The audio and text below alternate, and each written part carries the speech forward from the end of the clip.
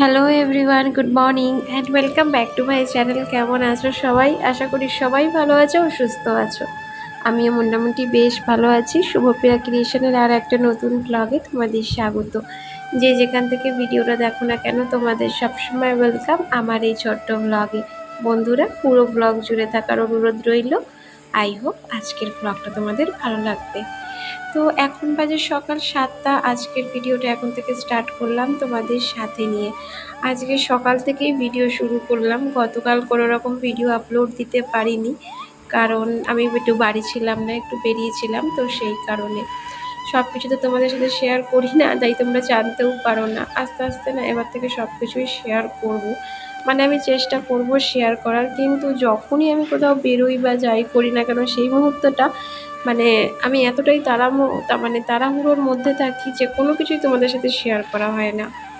তো বন্ধুরা, আমি চেষ্টা করবো এবার প্রতিদিনই, মানে প্রতিনিয়ত আমি যেখানেই যাই না কেন, যাই করি না কেন, তোমাদের সাথে একটু একটু করে শেয়ার করার। কারণ তোমাদের ভালোবাসার জন্যই আজকের আমি এইটুকু সাবস্ক্রাইবার আমার অন্তত হয়েছে।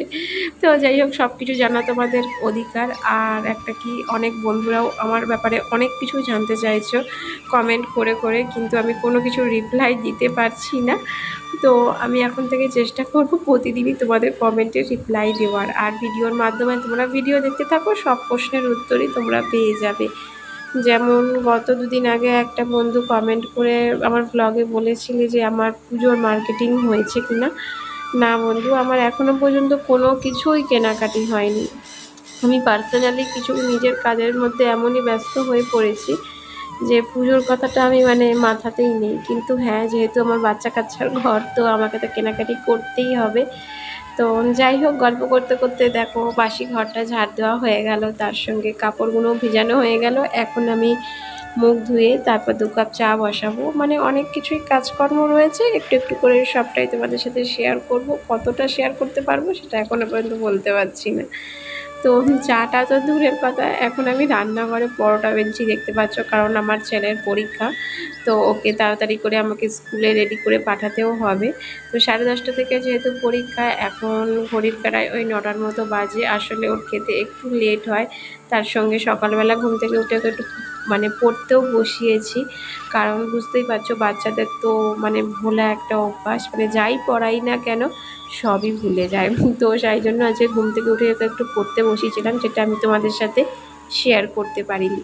তো যাই হোক, এখানে দেখো আমি এক এক করে পরোটা ভেজে নিচ্ছি। আর এই বাটির মধ্যে যে তেলটা দেখতে পাচ্ছ, এটা আমার দুদিনের তেল। একদিন পাকোড়া ভেজেছিলাম, সেই তেলটা কি নষ্ট করব, তাই জন্য এখন আমি পরোটা ভেজে নিচ্ছি।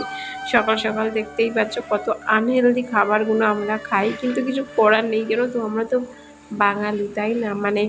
হেলদি খাবার হয়তো আমাদের কপালে জুটবে না, সব আনহেলদি খাবারই আমরা সকাল থেকে শুরু করে দিই। তাই জন্যই তো এত অসুস্থ হয়ে পড়ি মাঝে মাঝে, ভিডিওই শ্যুট করতে পারি না। তো যাই হোক, এখানে দেখো ছেলেকে খাইয়ে দাইয়ে রেডি করিয়ে দিলাম। আর রেডি করিয়ে দিচ্ছি স্কুলে দিয়ে আসার জন্য। কিন্তু হ্যাঁ, আজকের আমি যাব না, ওর পাপাই ওকে দিয়ে আসবে। কারণ প্রতিদিন না আমার কি বলবো, এতই সকালবেলাটা চাপ থাকে যে ওকে স্কুল দিয়ে আসার পর আমার যেন আর কোনো কাজই করতে ইচ্ছা করে না।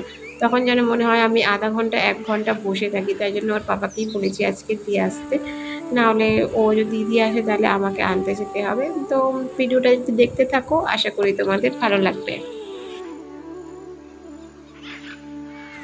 তো বন্ধুরা, তোমরা কে কোথা থেকে আমার এই ভিডিও দেখো অবশ্যই কমেন্ট করে জানিও। আর অনেকে কমেন্ট করো, কিন্তু কে কোথা থেকে আমার এই ভিডিও দেখো সেটা কমেন্ট করো না। হ্যাঁ, অন্যরকম কমেন্ট প্রত্যেকজনের কাছ থেকে আমি পাই, যেগুলোর আমি রিপ্লাই একটু হলেও দেরি হলেও আমি দিয়ে দিই। কিন্তু তোমরা কিন্তু কে কোথা থেকে আমার ভিডিও দেখো সেটা কিন্তু একবারও বলো না। তো নেক্সটবার অবশ্যই বলো। আর এই যে দেখো, এখন আকাশের অবস্থাটা ঠিক এইরকম, বৃষ্টি অলরেডি চলে এসছে, কিন্তু আমি অনেকগুলো জামা কাপড় ভিজিয়েছি। কিভাবে কেচে ধুয়ে যে কোথায় মেলবো তার কোনো ঠিক নেই। কিন্তু দেখো, সকাল থেকে ভালোই কিন্তু রোদ্দুর ছিল। ভাগ্যিস আমার ছেলেকে তাড়াতাড়ি করে স্কুল পাঠিয়ে দিয়েছিলাম, না হলে এভাবেই ওকে বৃষ্টিতে ভিজে ভিজে স্কুল যেতে হতো। আর এই যে বলেছিলাম কতগুলো কাপড় ভিজিয়ে রেখেছি, সেগুলোই দেখো এখন ধুয়ে নিচ্ছি। ধুয়ে তো নিচ্ছি, কিন্তু বাইরে মেলার কোনো রকম স্কিপই নেই। এগুলো ভাবছি ছাদের রেলিং আছে, রেলিংয়ের ওপর দিয়ে মেলে দেবো। অন্তত জলটা তো ঝরে যাবে।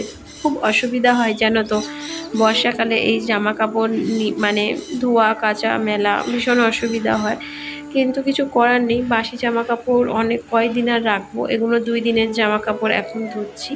তোমাদের মানে হয়তো প্রতিদিনই দেখাই ভিডিওতে যে আমি প্রতিদিনই জামা কাপড় ধুচ্ছি, এটা কিন্তু না, হয়তো 2 দিন আগেকার ব্লগ তো সেটা আমি দেখালাম তোমাদের। আমি কিন্তু প্রতিদিন জামা কাপড় ধুই না, একদিন করে স্কিপ করে যাই। কারণ দেখো বর্ষাকালে না জামা কাপড় শুকনো একেই হতে চায় না, ধোয়ার পর ধোয়া মানে ধুলে সেগুলো মেলা তোলা মানে অনেকই মুশকিল, বুঝতেই পারো যাদের আমাদের মতো অবস্থা। আর এইদিকে দেখো রান্নাঘরে চলে এসেছি, রান্নাবান্নাও করে নিচ্ছি। তো এখন দেখো এখানে মশলা কষাচ্ছি, এটা হচ্ছে মাছের ঝোলের মশলা। আর এখানে দেখো পটল আর আলুটা আমি অলরেডি হালকা করে ভেজে রেখেছিলাম, মশলাটা কষানোর পর এখন দিয়ে দিলাম।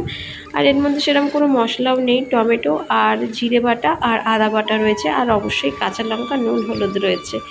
তো পাতলা করেই মাছের ঝোলটা বানাবো, কারণ সকালে দেখতে পেলে পরোটা বানিয়েছিলাম।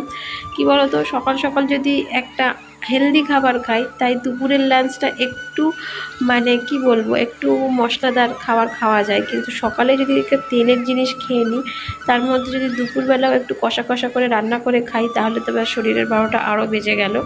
তো কী বলতো টেস্টি খাবার তো সবারই ভালো লাগে, কিন্তু সবসময় একটু মুখের মানে কি বলবো মুখটাকে একটু চেঞ্জ করা উচিত। আর এই যে দেখো আমার ঝোলটা ফুটে গেছে, এখন মাছগুলোকে ছেড়ে দেবো। আজকেরও বাজার থেকে রুই মাছই এনেছে।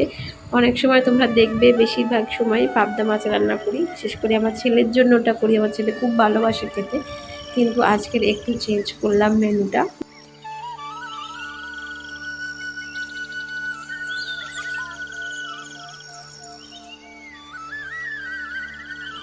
আর এখন ঘড়ির কাঁটায় বাজে দুপুর 1টা। ভিডিওটা আবার শুরু করলাম, স্নান টান সেরে চলে এসেছি ঠাকুর ঘরে। আর তারই মধ্যে আমি ছেলেকেও নিয়ে এসেছি, একেও স্নান টান করিয়ে দিয়েছি, কিন্তু এখন দুপুরের লাঞ্চ হয়নি, যেহেতু এখন আমার ঠাকুরের পুজো বাকি, সেই কারণে। সকাল সকাল ঠাকুরের পুজোটা দিলে বেশ মন মেজাজটা ভালো থাকে। কিন্তু বিশ্বাস করো আমার এমনই পোড়া কপাল যে সকালে না এত কাজের চাপ থাকে যে স্নানটা সেরে আমি ঠাকুরকে পুজো দেবো সেটা আর হয়ে ওঠে না। তো সেই কারণেই এতটা বেলা হয়ে যায়। এতটা বেলা করে কিন্তু কখনোই ঠাকুরকে পুজো দেওয়া উচিত না, জানো তো, এটা আমি নিজেও জানি, কিন্তু আমার না একদমই সময় হয়ে ওঠে না।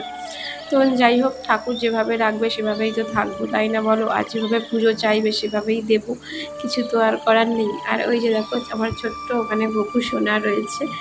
তো বন্ধুরা আজকের ভিডিওটা এখানেই শেষ করলাম। কেমন লাগলো অবশ্যই কমেন্ট করে জানিও, আর যদি ভালো লাগে একটা লাইক শেয়ার অ্যান্ড কমেন্ট করে দিও।